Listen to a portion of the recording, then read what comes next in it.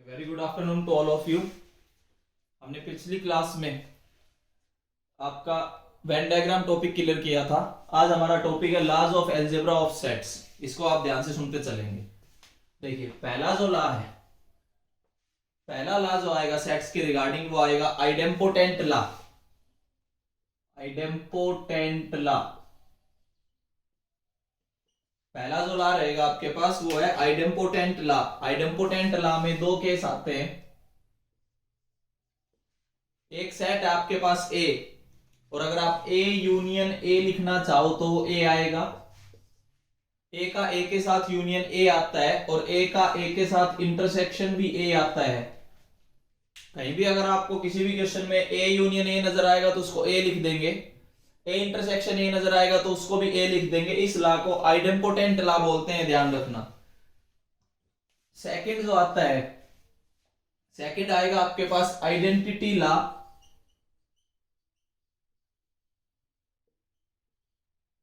देखो एक एक नंबर में कई बार यही पूछ लिए जाते हैं कि right idempotent law, right identity law, तो ये याद रखने हैं आपने। आइडेंटिटी लॉ जो है वो ये है कि अगर आप, इसमें भी दो केस हैं। पहला पार्ट, अगर आप ए यूनियन फाई करते हैं, फाई के साथ यूनियन हमेशा ए आएगा, इसको आइडेंटिटी लॉ बोलते हैं। अगर आप सेकंड इंटरसेक्शन निकालते हैं यूनिवर्सल सेट के साथ तो भी ए आना है। अगर आप फाई के साथ यूनियन करेंगे तो भी ए आएगा, यूनिवर्सल के साथ इंटरसेक्शन करेंगे तो भी ए आएगा।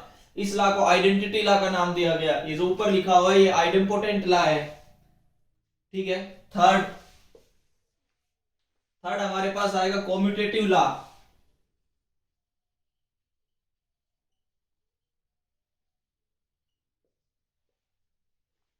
थर्ड आपके पास कॉम्यूटेटिव लॉ आएगा। अब देखिए कॉम्यूटेटिव लॉ में क्या है। पहला पार्ट, चाहे आप ए यूनियन बी लिखो चाहे आप बी यूनियन ए लिखो, दोनों बराबर होते हैं, ध्यान रखना। इसको कॉम्यूटेटिव लॉ बोलते हैं। ऐसे ही आप इंटरसेक्शन में लिख सकते हैं, चाहे आप ए इंटरसेक्शन बी लिखो चाहे आप बी इंटरसेक्शन ए लिखो, ये आपके पास कॉम्यूटेटिव लॉ होता है। अब सुनना, मैं यहां से आपका एक प्रूफ शुरू करता हूं कि आगे जब बढ़े उससे पहले मैं इनके रिगार्डिंग, प्रूफ के रिगार्डिंग एक इंपॉर्टेंट बात बताने वाला हूं, वो याद रखना। मान लीजिए हमारे पास कभी भी फॉर एग्जांपल आपको ये प्रूव करना आ जाए कि to prove A is equal to B, तो हम क्या प्रूव करेंगे? वी कैन प्रूव दैट, दो चीजें प्रूव करेंगे हम। A is a subset of B and B is a subset of A। पहले तो ये याद रखना, किन्हीं भी दो को इक्वल प्रूव करने के लिए वो कहे ना कि state and prove commutative law, तो हमने स्टेट तो कर ही दिया। अब इसका प्रूफ करने से पहले मैं आपको एक थोड़ा इंपॉर्टेंट पार्ट समझा रहा हूं कि सेट्स में अगर कभी भी दो सेट्स को इक्वल प्रूव करना हो, जैसे ये एक सेट ही तो है A इंटरसेक्शन B, इसको प्रूव करना है B इंटरसेक्शन A के इक्वल, तो अब हमें क्या प्रूव करना होगा? अगर मैं ए और बी को, दो को इक्वल सेट्स प्रूव करना चाहता हूं, तो इसका मतलब ए किसका सबसेट होना चाहिए? बी का, एंड बी किसका सबसेट होना चाहिए? ए का। तो अगर ऐसा है तो ए इज इक्वल टू बी। अब दिक्कत एक और आती है कि सर ये प्रूव कैसे करें कि ए बी का सबसेट है? जनरल वे में हम क्या करेंगे? टू प्रूव, हम एक आगे ये लिख रहा हूं कि हमें क्या प्रूव करके दिखाना है। अब A is a subset of B, क्या करेंगे हम? Let x belongs to a, मैंने एक एलिमेंट मान लिया a में, and we can prove that, और हम ये प्रूव कर देंगे कि x किस में बिलोंग करता है? b में। हमने एलिमेंट लिया a में और हमने किस में प्रूव कर दिया? b में। हम एलिमेंट लेके चल रहे a में कि x belongs to a and we can prove that the x belongs to b। इसका मतलब हम ये प्रूव करेंगे कि a is a subset of b। Subset prove करने का तरीका ये है। देखो दो सेट्स इक्वल प्रूव करने का तरीका, अभी तक मैंने तीन लॉ लिखे थे, तीसरे पे मैं रुक गया, तीसरे का प्रूफ करवाएंगे। अभी आप ए और बी को इक्वल प्रूव करना चाहते हैं तो आपको यह प्रूव करना होगा कि ए बी का सबसेट है और बी ए का सबसेट है। दोनों कंडीशंस प्रूव करोगे तो आप लिख पाओगे कि ए इज इक्वल टू बी। दूसरी बात, ए सबसेट है बी का, ये कैसे प्रूव किया जाए? अगर आप एक्स कोई एलिमेंट ए में लेते हैं और किसी भी तरीके से उसको ये प्रूव कर देते हैं कि वो एलिमेंट किस में है, बी में है। आपने एलिमेंट लिया था ए में, आपने प्रूव कर दिया बी में, इसका मतलब ए किसका सबसेट है? बी का। सबसेट प्रूव करने का ये तरीका है। अब हम थर्ड जो लॉ लिखा हुआ था मैंने, कॉम्यूटेटिव लॉ, इसको देखो, इसके एक पार्ट को मैं प्रूव करके दिखाता हूं कि प्रूव कैसे होता है, ये सुनते चलना। देखिए,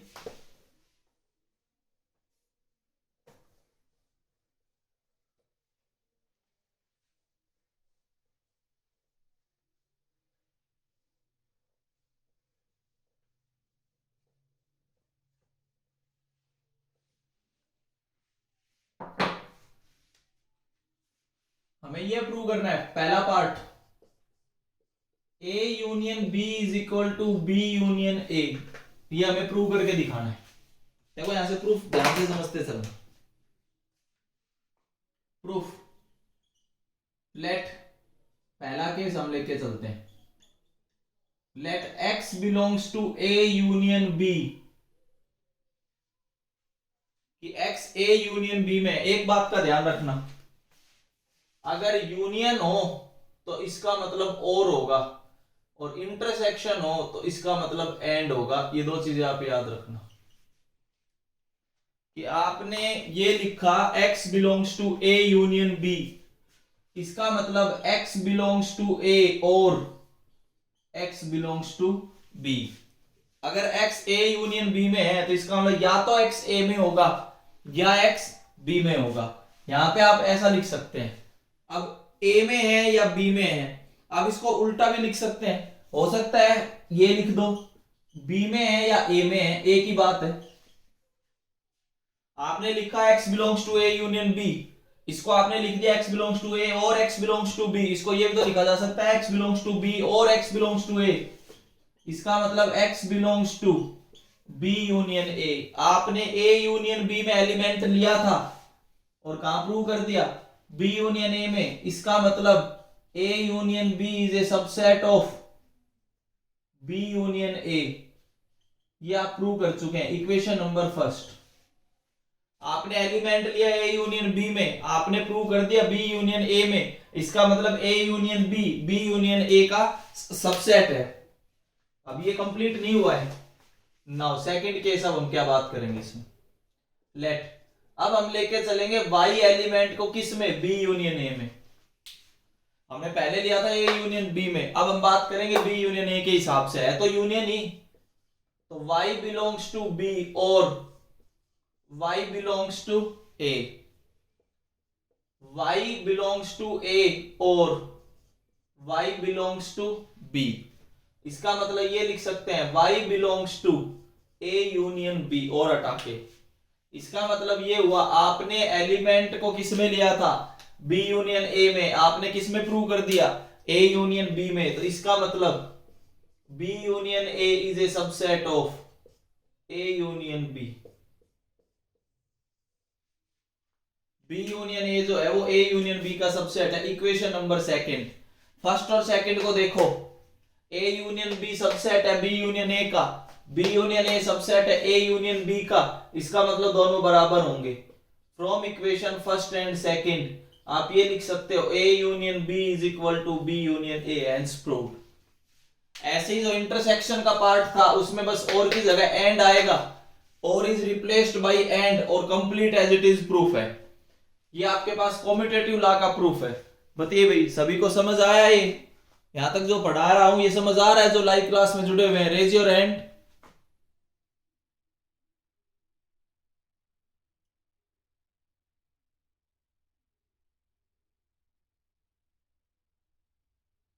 ओके,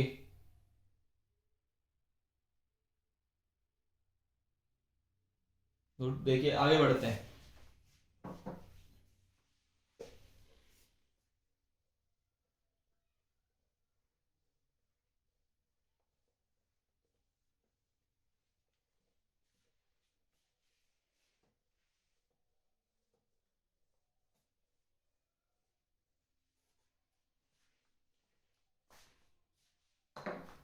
अगला एक आता है एसोसिएटिव लॉ।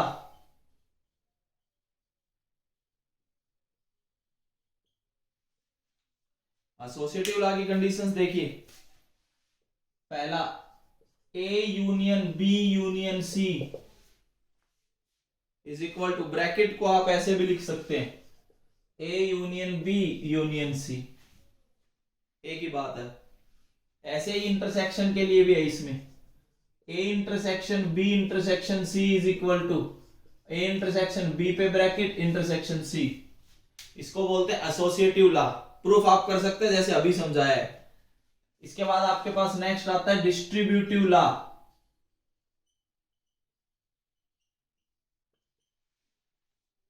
डिस्ट्रीब्यूटिव लॉ की कंडीशन सुनना। पहली कंडीशन,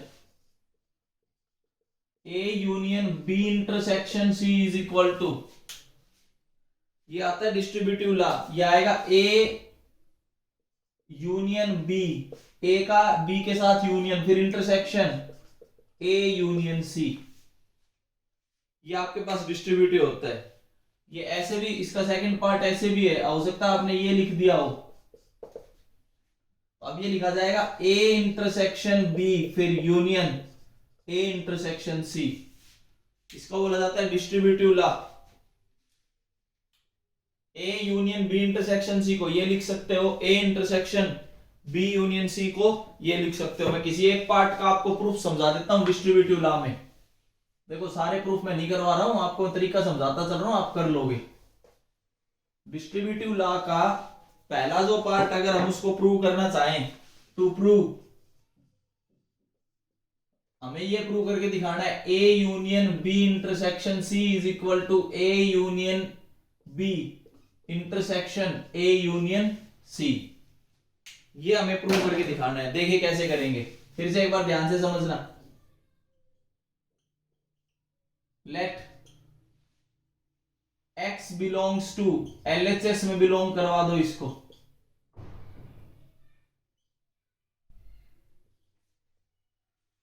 अब हमने अभी बताया था आपको, यूनियन का मतलब और, इंटरसेक्शन का मतलब एंड। इसका मतलब x बिलोंग्स टू a और x belongs to b intersection c, ऐसे लिख सकते हैं। हमने यूनियन हटा दिया। x बिलोंग्स टू a और, अब मैं इसको ये लिख सकता हूं x belongs to b and x belongs to c। अब हमने इंटरसेक्शन भी हटा दिया। अब जैसे नंबर सिस्टम में मल्टीप्लाई करके लिखते हैं वैसे लिखा जाएगा, x बिलोंग्स टू a और x बिलोंग्स टू b पहला ब्रैकेट, फिर एंड, फिर दोबारा एक बार ये इसके साथ मल्टीप्लाई होगा, x belongs to a and और x बिलोंग्स टू c।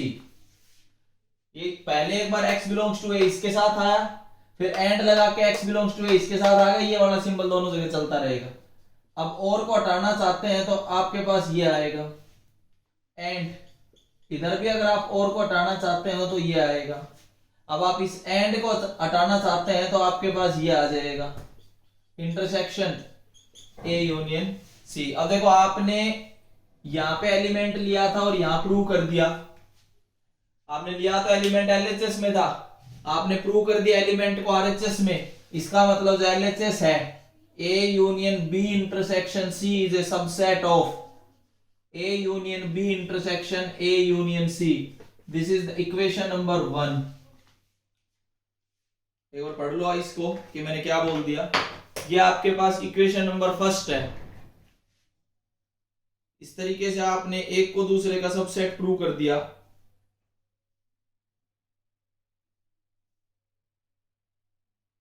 अभी आपने पढ़ा कि अब हम क्या करेंगे, अब RHS में एलिमेंट लेंगे और उसको LHS में प्रूव कर देंगे। जो सेकंड पार्ट है उसमें हम क्या कर रहे हैं, let y belongs to A union B intersection A union C। इसमें आपने एलिमेंट ले लिया। अब देखो इसका मतलब क्या है, इसका मतलब तो ये हुआ कि y belongs to A union B and, बीच में इंटरसेक्शन हटा दिया मैंने, y belongs to A union C। Intersection का मतलब होता है कॉमन, कॉमन का मतलब एंड, जो दोनों में आए। इस तरीके से आपने ये लिखा।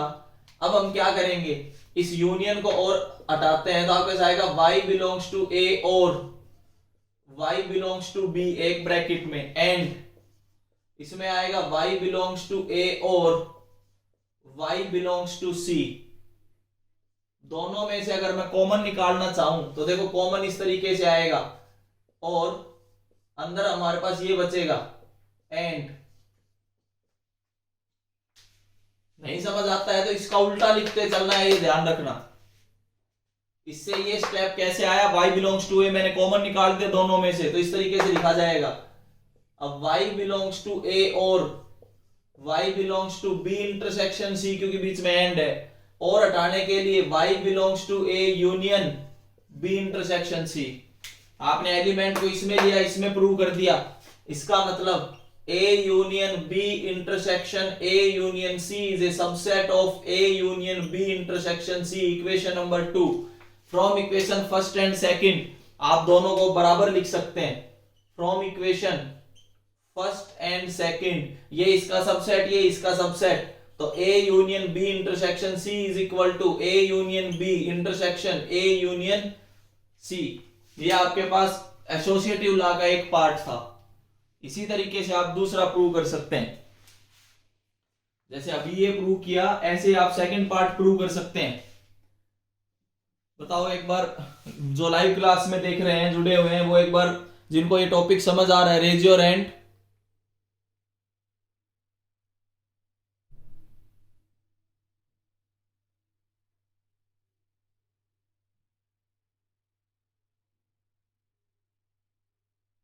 ओके,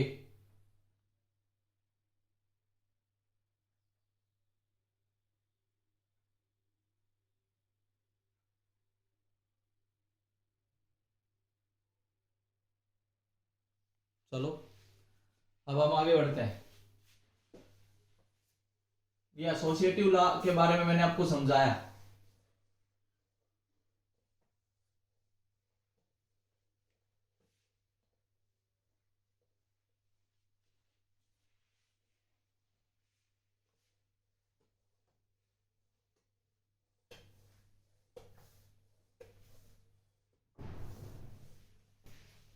लेकिन वेरी वेरी इंपॉर्टेंट करके लिखेंगे, डी मॉर्गन्स लॉ। अब जो हमारे पास है वो है डी मॉर्गन्स लॉ। इसको थोड़ा ध्यान से समझना। हम अब इस पार्ट पे बात करेंगे कि डी मॉर्गन्स लॉ क्या होता है। ये समझ आ गया, समझो, ये तो बहुत इंपॉर्टेंट है फाइनल पेपर के हिसाब से। इसमें दो पार्ट आते हैं। पहला पार्ट ए यूनियन बी का complement is equal to A complement intersection B complement. दूसरा पार्ट ए इंटरसेक्शन बी का complement is equal to A complement, sorry intersection है, is equal to A complement union B complement. अगर union है अलग अलग लिखते हो तो इंटरसेक्शन आ जाएगा, इंटरसेक्शन अलग अलग लिखते हो तो यूनियन आ जाएगा।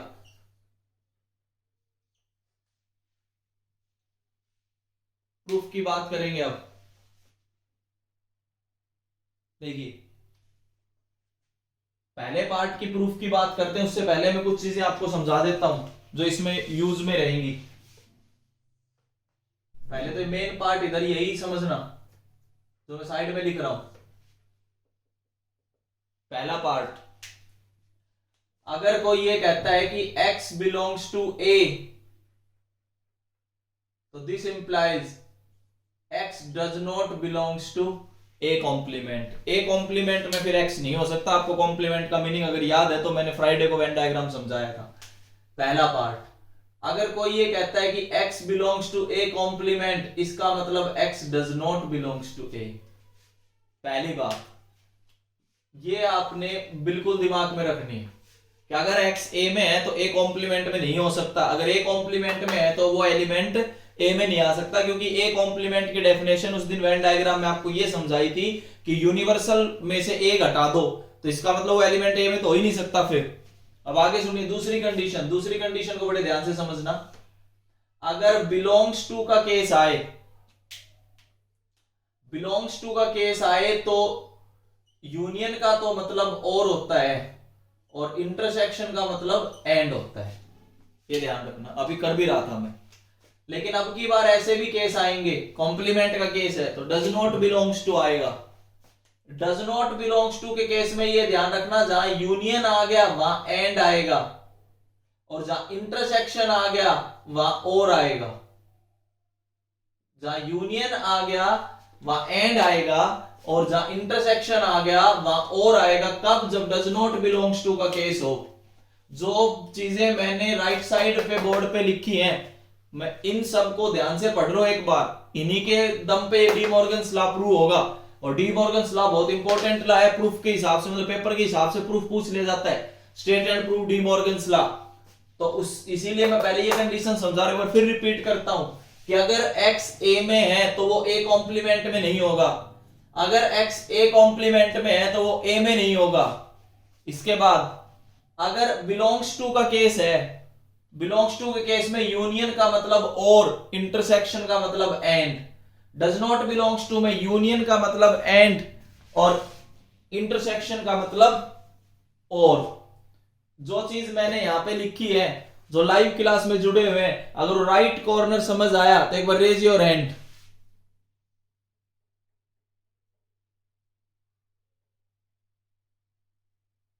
ओके, अब देखिए, अब हम इसके प्रूफ की बात करते हैं।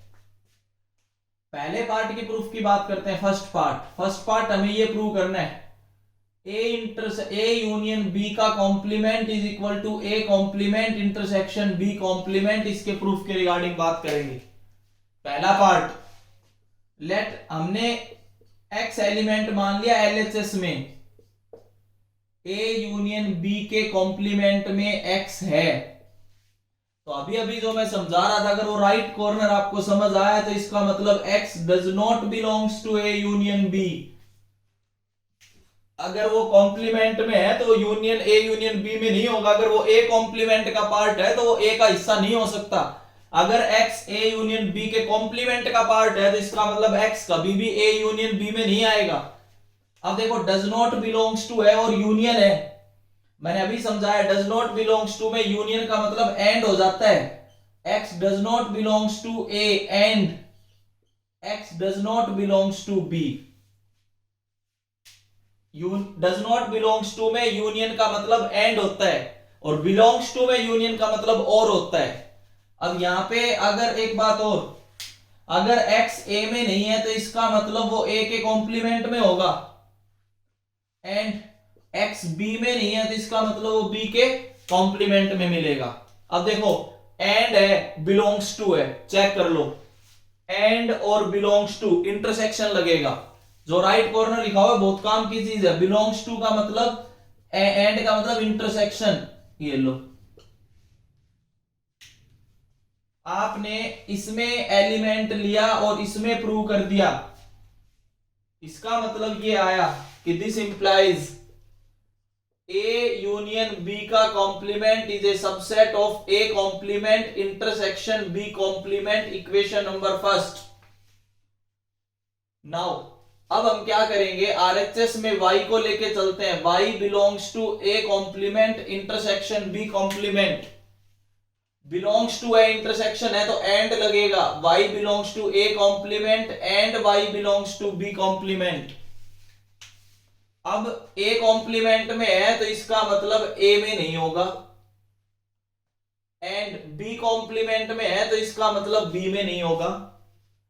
अब देखो, does not belongs to and, does not belongs to and मतलब यूनियन, इसका मतलब y does not belongs to a union b।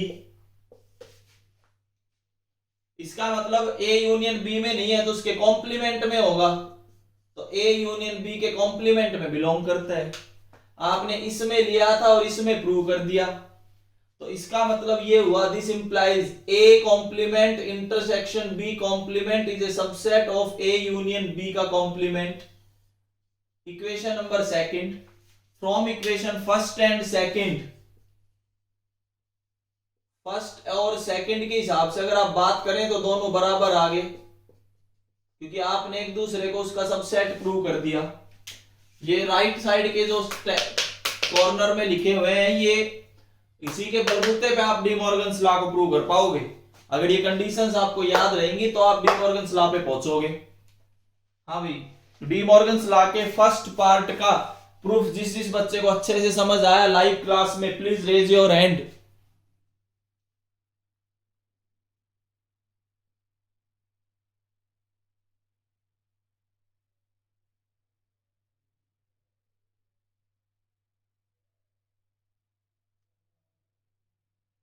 Okay, हम इसके दूसरे पार्ट को भी प्रूव करवाएंगे, ये नोट जरूर करते चलना।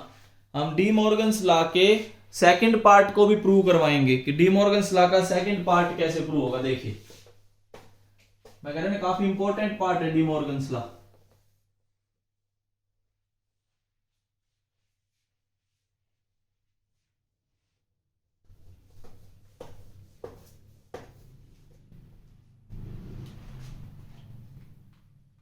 लिख देता हूं, मिट गया यहाँ पे और है ये।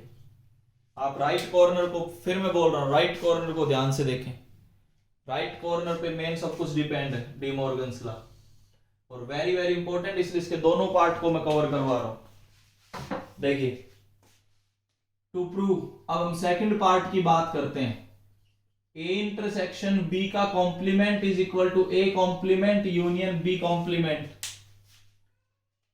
प्रूफ, सबसे पहले हम क्या करेंगे, let X belongs to A intersection B complement, इसमें लेके चलेंगे। सबसे पहले हम कॉम्प्लीमेंट हटाएंगे। कॉम्प्लीमेंट हटाने का तरीका है बिलोंग्स टू की जगह डज नॉट बिलोंग्स टू कर दो, कॉम्प्लीमेंट हट जाएगा। अब देखो डज नॉट बिलोंग्स टू में इंटरसेक्शन के साइन पे और देगा ये, तो x does not belongs to a और x does not belongs to b। Does not belongs to में इंटरसेक्शन और देता है। अब मैं इसको क्या करूंगा, डज नॉट को हटा के बिलोंग्स टू करना चाहूं तो यहां कॉम्प्लीमेंट आएगा और x belongs to b complement. अब देखो बिलोंग्स टू है और है तो यूनियन आता है, तो x belongs to a complement union b complement. अब आप देख सकते हैं आपने इसमें लिया था, इसमें प्रूव कर दिया। आपने लिया था x को किसमें, a इंटरसेक्शन b के कॉम्प्लीमेंट में, और आप प्रूव कर चुके हो किसमें, a complement union b complement में। तो इसका मतलब this implies a intersection b का complement is a subset of a complement union b complement, equation number first. Now अब हम क्या एज्यूम करके चलेंगे, let y is equal to, या y बिलोंग्स टू, RHS में बिलोंग करवाते हैं, A complement union B complement. Union है बिलोंग्स टू है तो और आएगा, और y belongs to B complement. अब a कॉम्प्लीमेंट में है तो इसका मतलब वो a में नहीं हो सकता, और b कॉम्प्लीमेंट में है तो वो इसका मतलब b में नहीं हो सकता। इस तरीके से आप लिख सकते हैं। इसके बाद डज नॉट बिलोंग्स टू है और है, डज नॉट बिलोंग्स टू और मतलब इंटरसेक्शन आएगा, तो y does not belongs to a intersection b। अगर वो a इंटरसेक्शन b में नहीं है तो इसका मतलब वो a इंटरसेक्शन b के कॉम्प्लीमेंट में मिलेगा। अब आप देखो आपने इसमें लिया और इसमें प्रूव कर दिया, इसका मतलब आपने क्या प्रूव कर दिया, this implies a complement union b complement is a subset of a intersection b का कॉम्प्लीमेंट। इसको अगर आप इक्वेशन नंबर 2 डिफाइन करते हैं तो from equation first and second आपने एक दूसरे का सबसेट प्रूव किया हुआ है, तो इसका मतलब दोनों बराबर होंगे। तो from equation first and second we write a intersection b का complement is equal to a complement union b complement. ये आपके पास डी मॉर्गन्स लॉ था। इसको मैं फिर बोल रहा हूं, राइट कॉर्नर को ध्यान से समझना। ये आपके पास राइट कॉर्नर के हिसाब से सारा डी मॉर्गन्स लॉ प्रूव हुआ है। उम्मीद करता हूं आज मैं अलजेब्रा ऑफ, ये laws of algebra of sets जो लिख रहा था ये अच्छे से समझ आया होगा विद प्रूफ। इसे आगे हम कल नेक्स्ट वीडियो में डिस्कस करेंगे। Thank you.